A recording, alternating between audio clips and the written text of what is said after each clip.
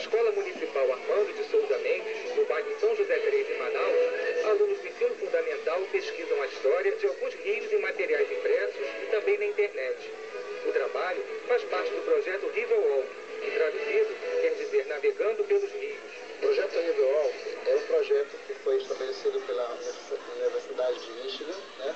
E o MEC proporcionou a algumas escolas brasileiras o intercâmbio cultural e didático também de assimilação de conhecimentos dos rios existentes no Brasil.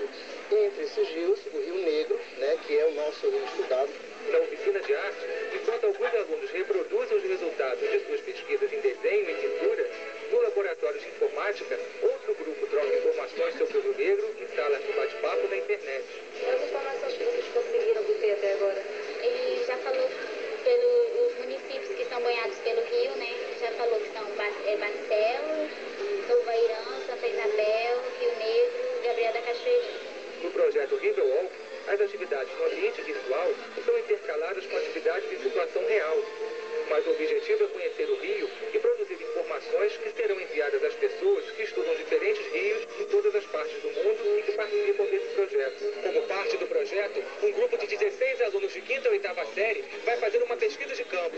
Este barco irá levá-los até a Escola Municipal São João, localizada às margens do Rio Negro, onde serão entrevistadas algumas pessoas da comunidade ribeirinha. Ao final, os alunos irão conhecer o chamado Encontro das Águas, quando os rios Negros e Solimões se encontram